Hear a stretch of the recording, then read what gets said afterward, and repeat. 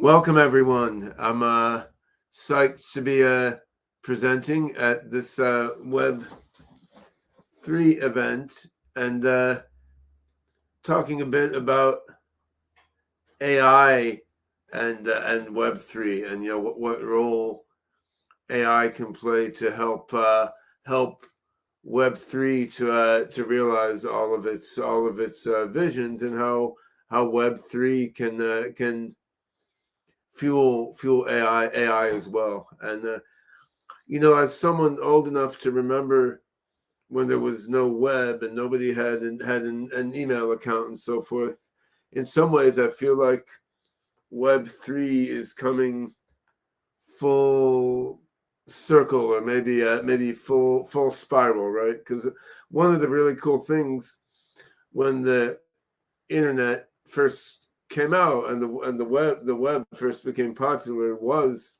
the radical decentralization that it embodied, right? I mean, every country in the world could be on the internet, and you had, you know, BBSs, like someone in their house put a bulletin board service up on some computers. Everyone in the local area who was interested in the topics on the BBS would log on and discuss, and it was hosted in a physically and culturally decentralized way, right? And the decentralization was part of what was really cool about it. I mean, anyone could put up a web server hosting their information, and you were spidering the web to get knowledge. And I remember in 1995, I was in my how old would I have been then? In my late 20s.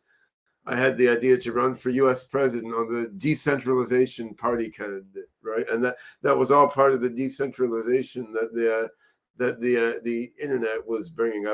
I've since realized that being president would be a terrible job, and we should be, routing around national governments rather than bolstering their power. But the point is, in the early days of the internet, things are actually more decentralized than what evolved. And what happened then is you had Google, you had Facebook, you had these economies of scale that come from massive server farms with loads of data sitting on these massive server farms and data centers. And no more would you sort of spider the internet, having a process that hops from server to server to get information.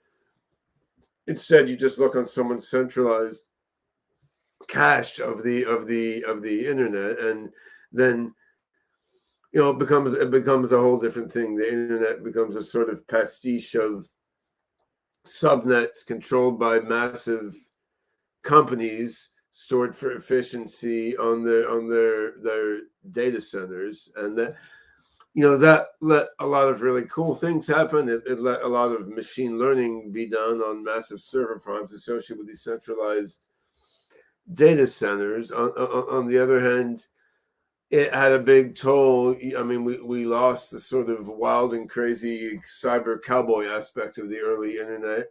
We also, lost data sovereignty, and we lost the power to the individual that was there in the early internet. And we have now an internet controlled by a few large corporations operating closely with their governments, right? And what we see with Web3, in a way, is going back to some of the ethos of the early cyberpunk internet, where we now have the technology basis, just barely, but we're at the beginning of having the technology basis to do what these big companies have done with their centralized data centers and server farms, but to do these things in a way that better reflects the original decentralized ethos of the internet. And it's harder to do these things in a decentralized way, but there's a big payoff, right? There's a payoff in terms of the autonomy and personal freedom that comes with having people own their own data and their own profile, and more directly control processing. And I think there's a follow-on payoff in terms of the creativity that you get when you give more agency to participants in a network. And I'm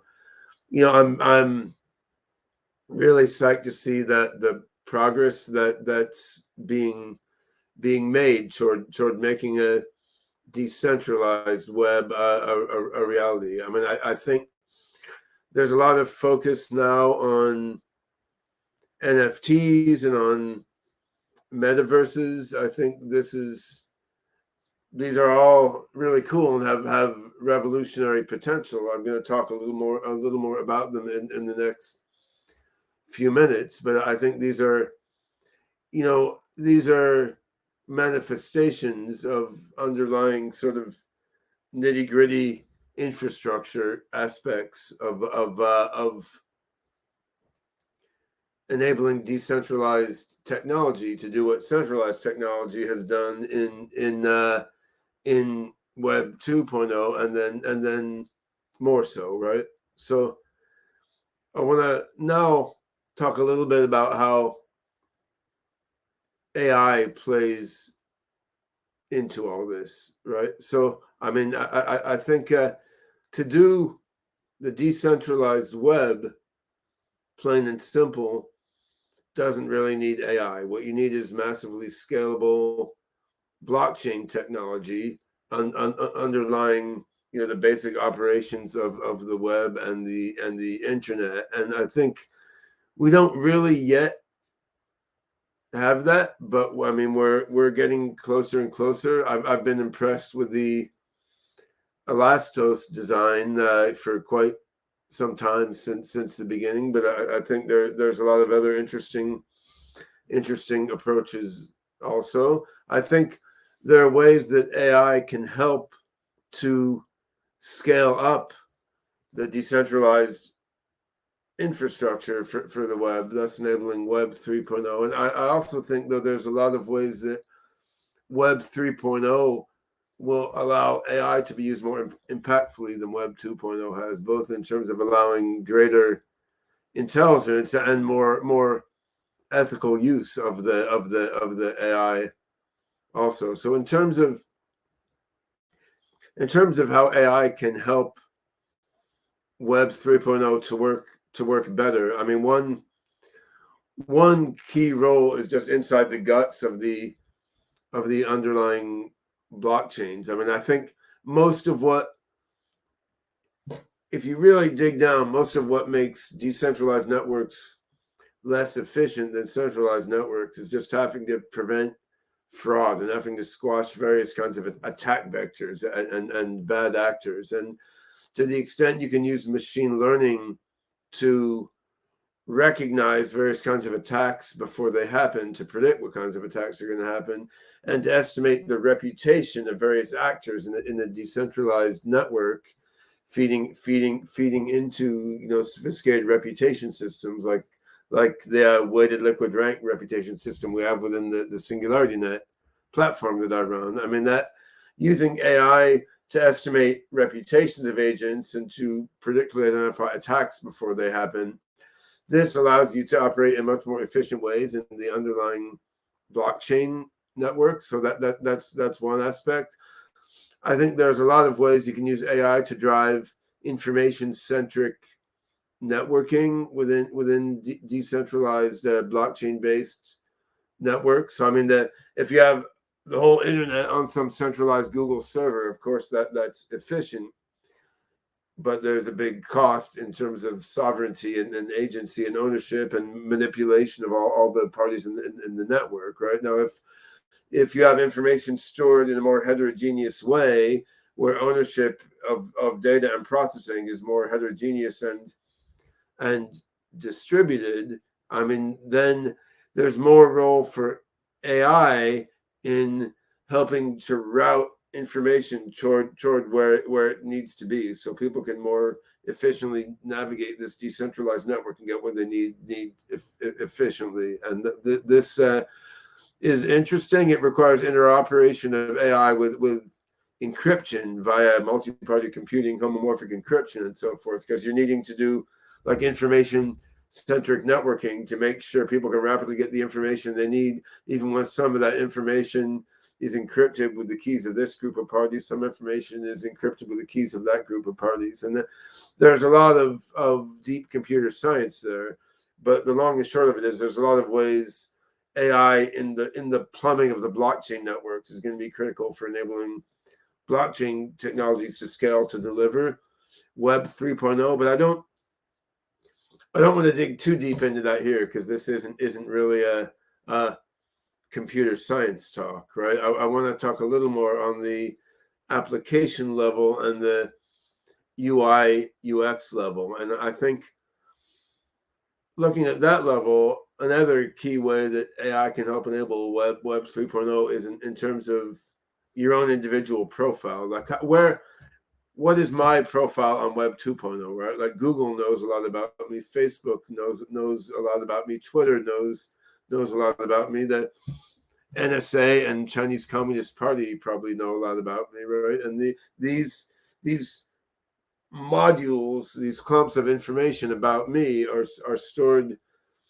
fragmented all over the place, and they're stored in the databases of various big companies. Some of that I could download if I went through a complex procedure, some of which they're not going to tell me what they know. Of course, how it should be is the information about me and my browsing behavior and what I like to read and what I like to do should be stored in a way which is owned by me, which is encrypted in a way I can control, which is shared with others in as much as I permit it, and which then is augmented and improved by machine learning algorithms guessing more different things about me based on my observed behavior, where I know what the machine learning is doing. I can probe and look transparently at what the machine learning model says about me and what it's telling to whom. And there's no profound technological obstacle to that.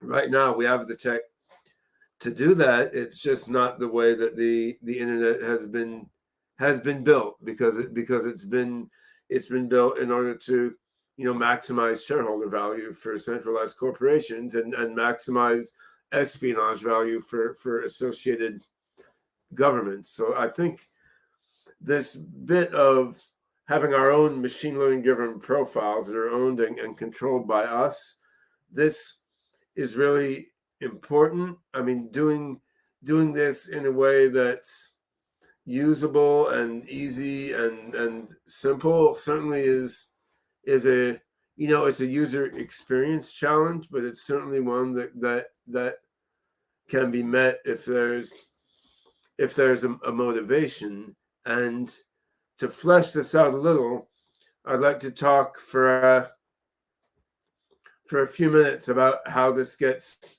cashed out in some important vertical market areas. So my own role in this now is I'm CEO of SingularityNET, which is the leading blockchain-based AI platform. I got into this originally because my life quest as a researcher is to build thinking machines, to build beneficial artificial general intelligence, as it will be as smart as people, ultimately smarter than people, and it will be kind and compassionate to people and working together with people to do amazing things. It seemed to me that to get to benevolent AGI, we need an AGI that isn't doomed by a single point of failure, and that is running on a democratic participatory network. And so SingularityNet provides that democratic participatory decentralized network to build AGI algorithms on. But then general intelligence isn't going to be built in a day. It may be built in the next few years, but we're going to get there by applying AI to do useful things for people step by step across various vertical application areas.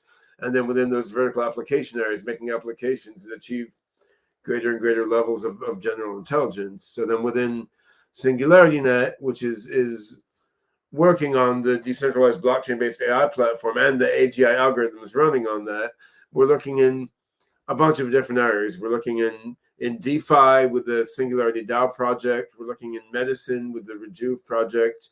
We're looking at decentralized social networks with the Mindplex project. We're looking metaverses with Sophiaverse, which is a metaverse that's inspired and led by avatar versions of the Sophia robot.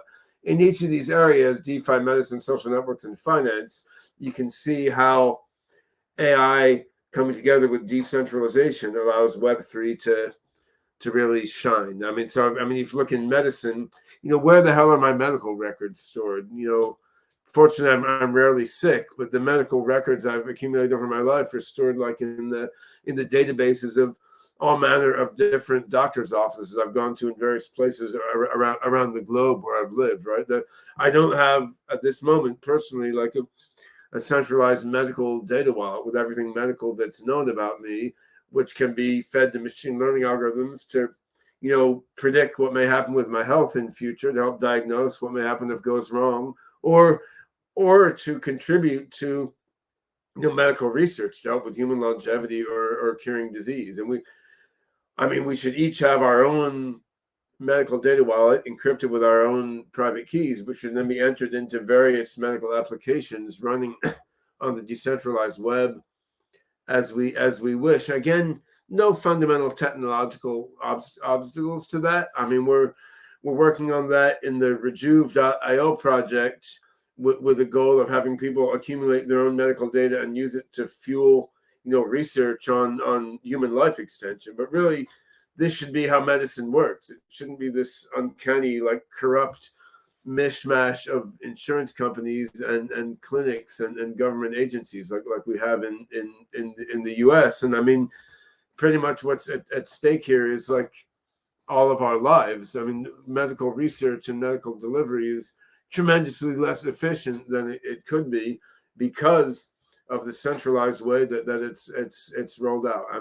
Finance, I mean, decentralized finance, everyone knows about. I don't have to tell people too much about that. But what we need to defend against is DeFi just becoming Wall Street all over again, right? I mean, doing trading on crypto is cool, but that doesn't intrinsically give you a democratic, decentralized financial ecosystem. And there's there's a lot of potential to build DeFi systems that will combat global wealth inequality and will help entrepreneurs around the world start new projects and will help people who don't have much money to gradually build their wealth and join the upper echelons of the economy. But we have to focus on that in building our DeFi networks, and there's a lot of creativity that can go on there, and we're trying to do that now within Singularity DAO project, where we're looking at machine learning for automatically trading baskets of altcoins, including lower liquidity altcoins. And the idea there is use ML to identify altcoins that have a tremendous value to grow because of the fundamental power in what we're doing, and then use machine learning to predict and trade these baskets of altcoins. And what we want to make starting a utility token based project, a really viable way for young people with a brilliant technology idea to start a company, make a fortune, yes, but also unleash amazing new technologies on the world. And we want to make this a viable way for everyone in the world to increase their own net worth. I mean, not via just random speculation and pumping and dumping, but via putting money into tokens representing really solid decentralized technology projects that are then curated, invested, and traded by machine learning algorithms. And there's tremendous potential there, which is just barely tapped. I mean, it may be that the current market dip, which I'm sure will be quite temporary, is a boon because it may cause a bunch of the Ponzi schemes to fall out of the market, and we're left more with DeFi that really is promoting fundamental growth of a beneficial decentralized economy. I mean, social networks, I mean, I almost don't know what to say there. I mean, there's the potential internet social network technology to lead to the emergence of a creative, beneficial global brain with emergent intelligence beyond the intelligence any one person brings into it. I mean, social networks should be the primordial soup of emergent human creativity within which the singularity is brewed, and the next generation of technology and creative artworks is brewed. I mean, instead, what you have is social networks like Facebook or TikTok, which are programming people's brains in almost the stupidest possible ways, just to cause them to click on advertisements, right? And the first step to getting beyond that is to decentralize the ownership and control structure of social networks. So each of us owns and controls our own social media profile. We can take our profile and we can put it into one or another social network quite freely. We can take our friend networks and drag it from one social network into another.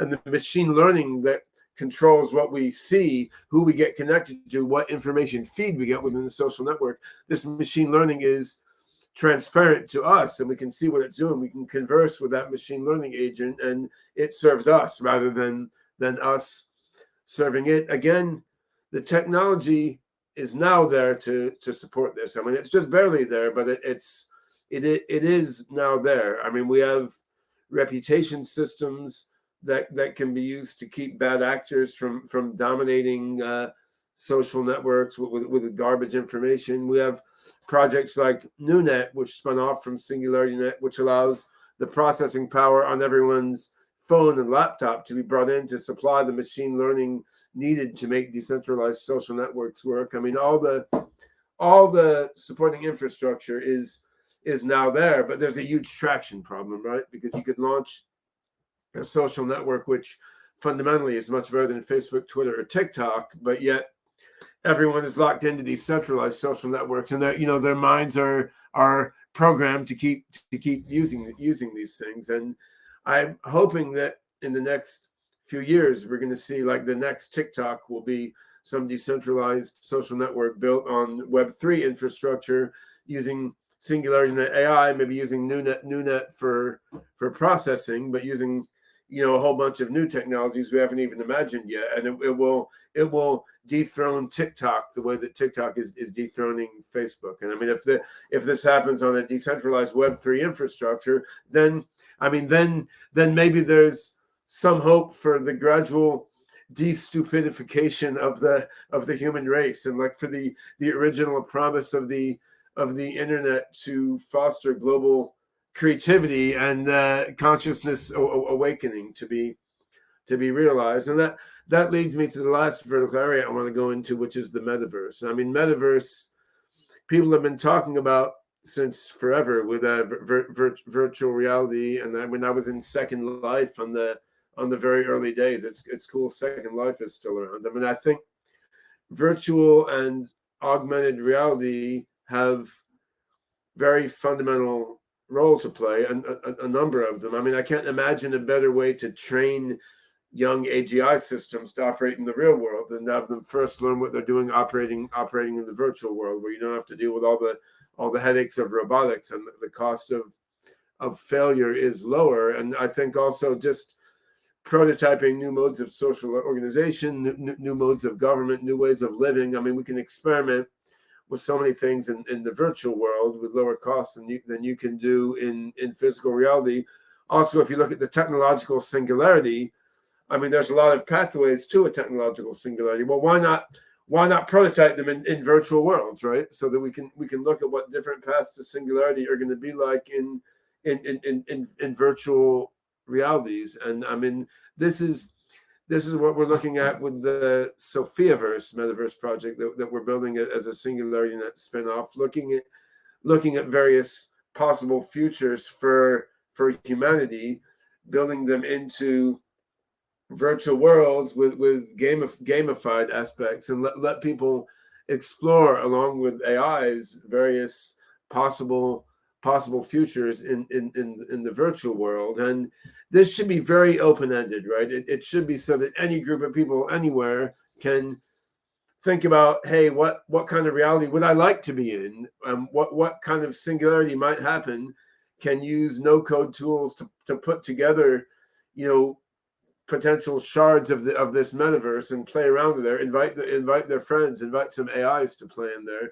It should be very open-ended and democratic and decentralized, and a playground for people and AIs together. It absolutely should not be like a Facebook-controlled metaverse where we're going into this virtual world, which is controlled by advertising agencies trying to feed us what will gratify our reptilian emotional responses. So we'll click on more and more ads, right? I think Metaverse is just on the verge of being really possible in terms of being cost effective and usable. And there's the opportunity now to direct it in a democratic, decentralized, creative, and amazing way instead of a corporate and mentally stultifying way. But of course, there's also a big challenge because Facebook, Microsoft, and so forth have humongous amount of money to put into this, and centralizing these things does make the technology simpler, right? Whereas doing it decentralized ecosystem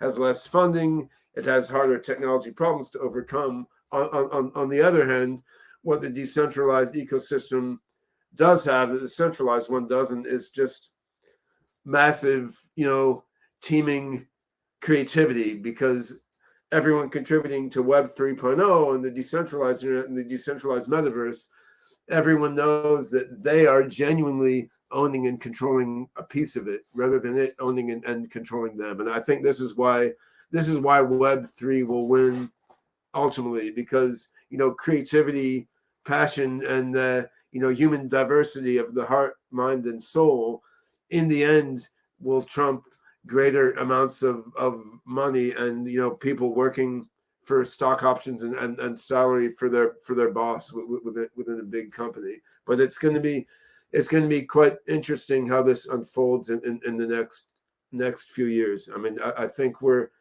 really just barely at the point where Web3 can actually work, and so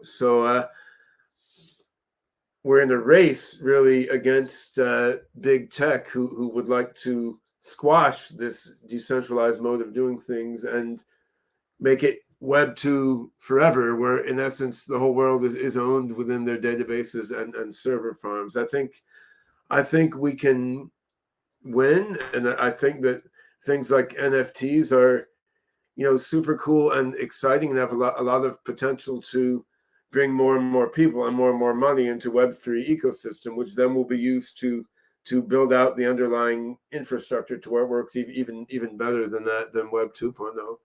And that's I think all I have time to say now. I could go on forever with all the different aspects. I've been working for the last few months on how to use NFTs, Web3 tokenization, and machine learning to upend the whole music industry as an example. I mean, you could go through every vertical market, but I think I will stop now. If I have time, answer a few different questions.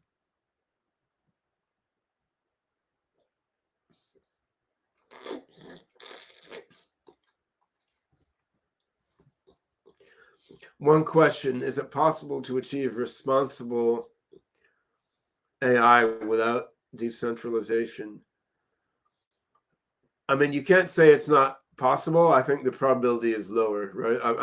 I think there's a long saying that the best possible government is a benevolent dictator, right? So I mean, in theory, you could have an elite group that created a compassionate, beneficial, loving AGI with everyone's good in mind and launches it upon the world. That would be great. In practice, usually some sort of corruption happens, right? And it can be financial corruption. It can be some government saying like, give your AI to us or we'll murder your family, right? So there's a lot of things that can go wrong with having a beneficial elite group build AI. And in the end, I think the odds of getting beneficial AI are much higher with a decentralized infrastructure. And I think the decentralized internet doesn't have to take over all AI in the world to have the impact it needs to have. I mean, just as open source didn't take over all software in the world, but open source is big enough that it's sort of changed. It's changed the nature of the game, right? Internet runs an open source software, Linux, and now most smartphones in the world run an open source software. Open source has enough penetration to keep the global software world at least a little bit honest. And I think if we have 10, 20, 30% of global AI running on decentralized networks, then that sort of sets the tone for all the rest and can drive things in a much more beneficial direction.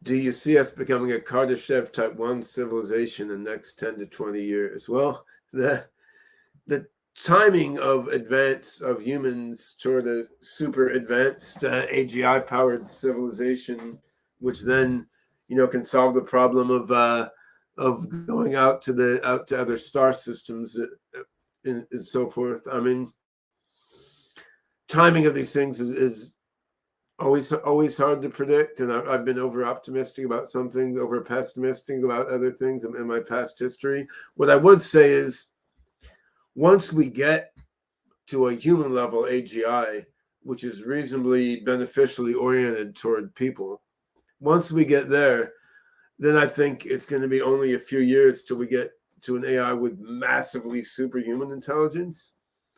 And from there, all bets are off. But yeah, we may be colonizing not only the galaxy, but other dimensions that humans haven't even discovered. So I mean, the real question is, when and how can we get to a beneficial human level AGI that can then be the agent inventing the next AIs and the next AIs and so forth, right? And I think Ray Kurzweil has predicted we'll be at 2029 for human level AI, and that certainly seems within reach. I mean, I think we could beat that by a couple of years, or it could be delayed beyond that by a couple of years. But I don't think it's decades away. I think there's a lot of momentum behind AI development now, and even though most of that momentum is toward narrow applications, there's a large spillover into AGI research and development. So yeah, could we be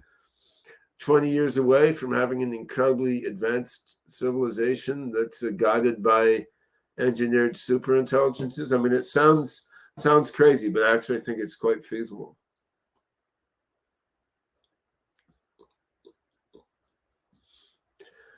Question is, do you believe at its heart Web3 needs a trust layer? How do you identify the good actors from the bad? In the real world, the finance industry uses credit ratings. Yeah, and credit ratings, of course, are corrupt and just stupid in many different ways. But they do something. They're an approximation. I mean, I've done some work in the past using machine learning to help with credit rating estimation, which was interesting, although I had some ethical qualms about it.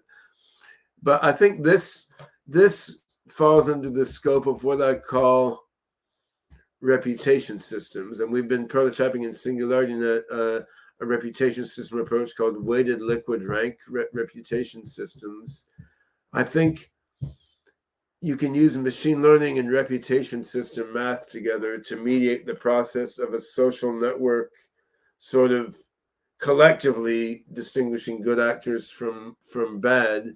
And I think that hasn't been deployed so far, partly because it's not really what the centralized actors running Web 2.0 especially care about, right? I mean, they care about making money, and they're willing to squash a bunch of good actors and promote a bunch of bad actors in a fundamental ethical sense, if that will make them more money, right? But I think if you have a decentralized network, which is not perverted by corporate masters, I believe you can roll out a sounder machine learning driven reputation system that will more accurately estimate trust. And you'll never do that absolutely. It won't solve all problems. But in a decentralized network, there's always a possibility to fork, right? So I mean,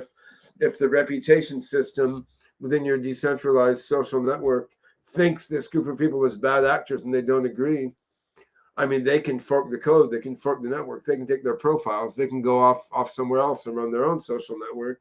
And maybe that what happens there is they generate information and experience that shows the main network that they were wrong to label these guys as bad actors. I mean, right now you can't fork your own subnet of Facebook, right? So I mean, there's a lot of flexibility that's there in the decentralized infrastructure that lets reputation rating work better. And I think I'm being told we're out of time. So thanks for all the questions, and thanks everyone for listening.